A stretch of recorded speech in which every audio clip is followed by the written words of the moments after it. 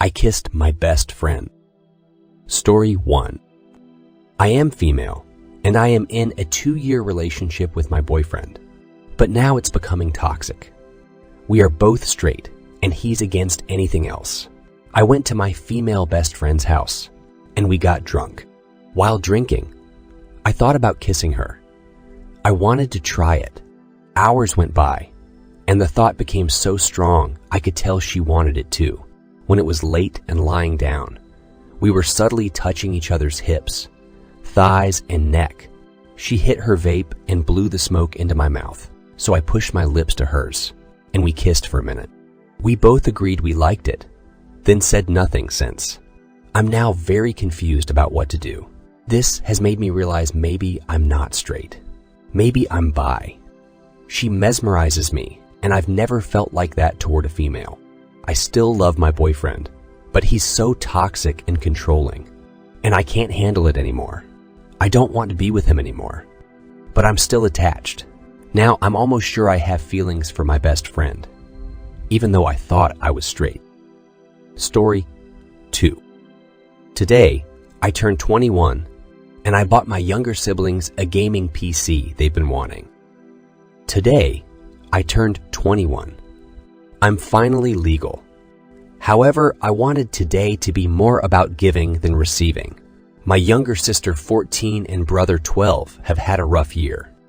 It's been a mess for both of them, and they never receive gifts often. I recently got the gaming setup of my dreams, and I honestly couldn't live without it. They've both been wanting one for a while, but it's quite expensive, so it's always been a distant dream of theirs. Well, about a week ago, I decided to just go through with it and buy them both a gaming PC and a monitor. I hid it in my closet and waited patiently. It was extremely agonizing, and I wanted to give it to them so badly. Yesterday, my younger brother knocked on my door to explain to me that his PlayStation 4 account had been hacked and that he was unable to use it. He was pretty sad and then said that this had also happened to his friend, and he switched to PC because of it, and how he wished he could as well. I didn't say anything, but I did want to.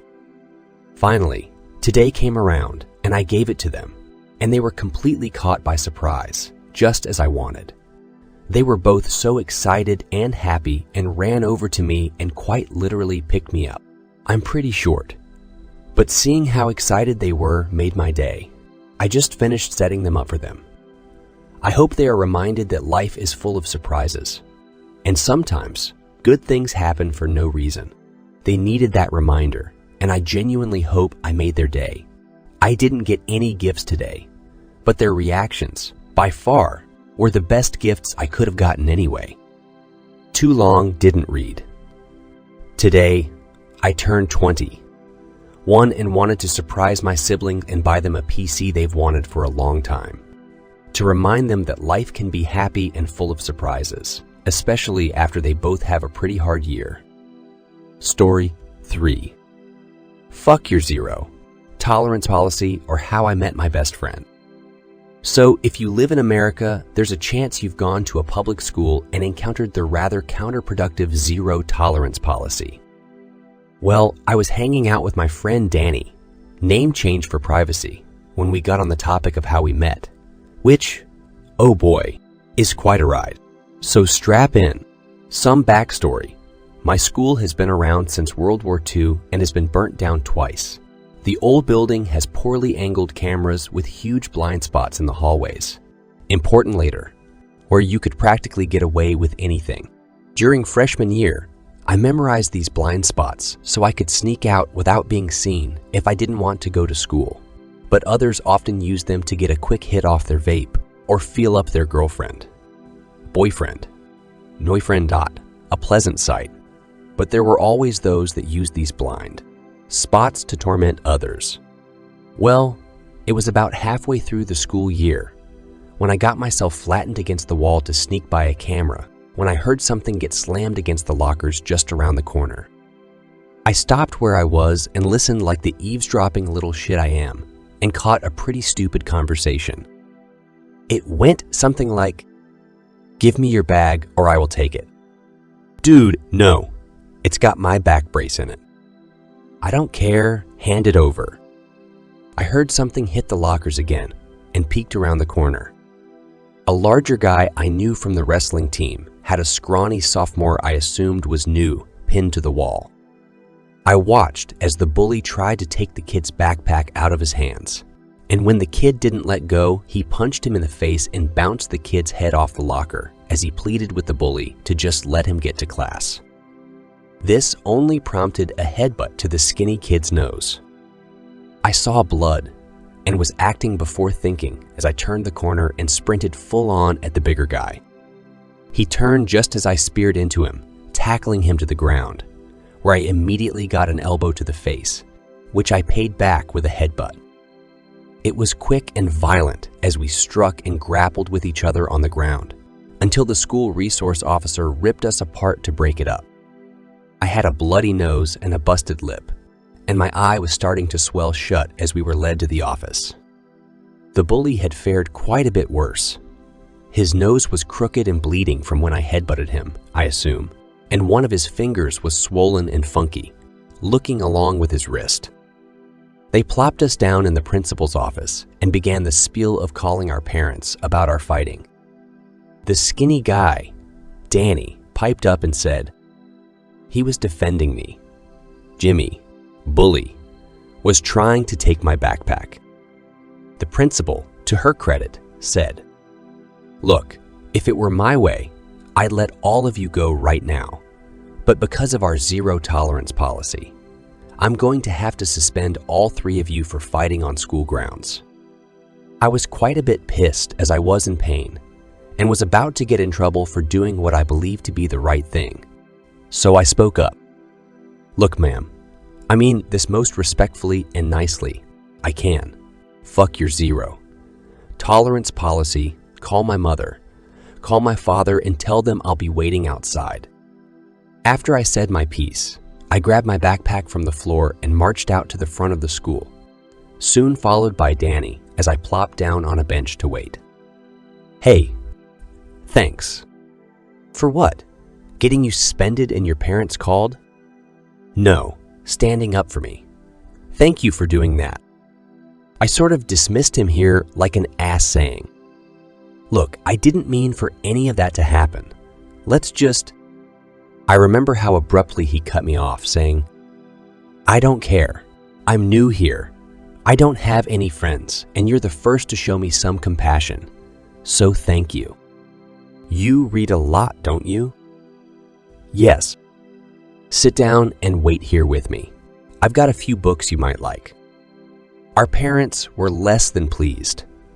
Not that we got into a fight, but that the school elected to punish the 2 of us while Jimmy got off pretty much with a slap on the wrist. Me and I have been friends for 4 years now. The reason we were talking about how we met was, well, kind of awesome. A month out of high school, Danny was diagnosed with Hodgkin's lymphoma, and after a year of aggressive treatment where we thought he wouldn't make it, I sat down with Danny in his house to play some Binding of Isaac and celebrate a month in remission. Thanks for reading. I just wanted to share a little of my life with you all. Story 4. My former bully saved my life. When I was young, I met a boy who I will call Zachary, who is 2 years older than me. Zachary was a stereotypical bully, nowhere near Biff from Back to the Future, nor that kid in the black shirt in Phineas and Ferb, but somewhere in between. But he was still ruthless. He likes to pick on you, call you names, and exploit your worst fears. And if he gets bored, he likes to start conflicts between best friends by using fake evidence. He seldom shows his good side. But whenever the kids cry to the teachers, Zach uses his charm and manipulation to make the kids look like the perpetrators. He is the victim, and he wins every single time. This is because Zach is the student head of the year and the captain of the year and the captain of the soccer, swimming, and running teams.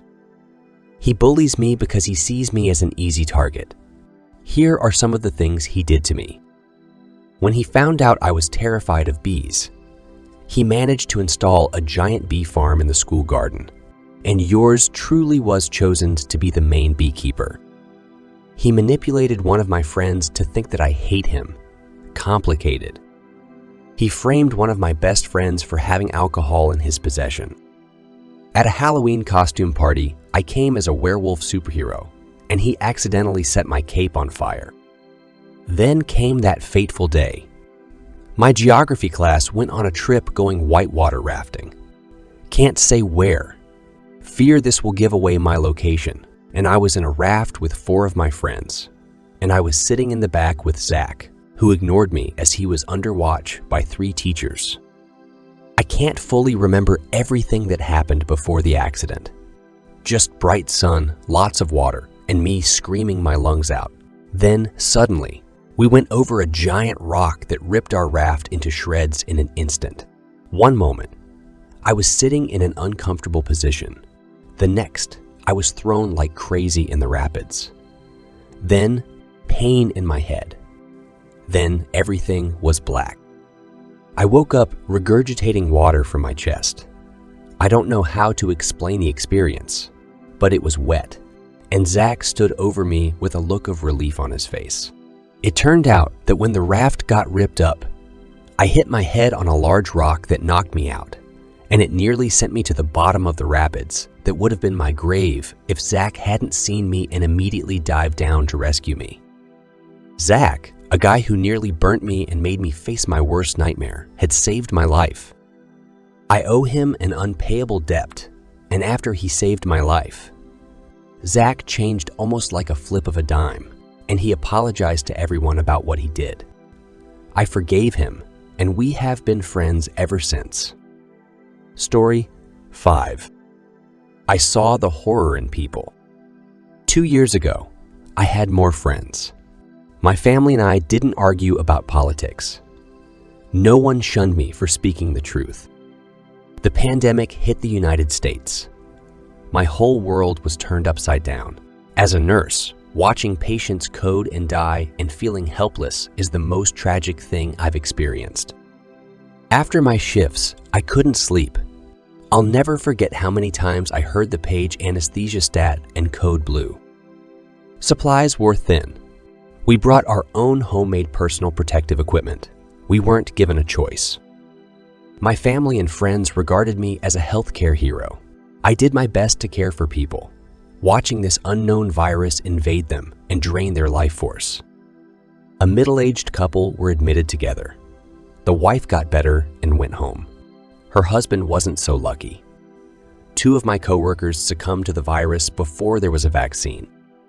As things became political, those who once called me a hero changed their tune. They still believe the virus is fake or not as bad as the media reports. What reason do I have to lie? What's my secret agenda? As a nurse, I only want to promote public health through education. I studied everything that came out about the vaccine, and then I went and got it. All of my research showed me it's safe and effective. Now, those who once adored this health hero won't speak to me. They are dying and willing to die for their political beliefs. I saw the horror in people, and things can never return to how they once were. I don't know if I can ever forgive them, or that I should even bother. Thanks for watching and your time invested. This is incredible. Lots of love goes out to you. I hope you enjoyed it. A like is always appreciated. By the way, your opinion in the comments is interesting to the whole community. Let us know about it. You are the biggest. Don't forget to subscribe to my channel and activate the bell. That way you won't miss anything. I wish you another relaxing day. Take care of yourself, and I'm looking forward to your next visit on my channel.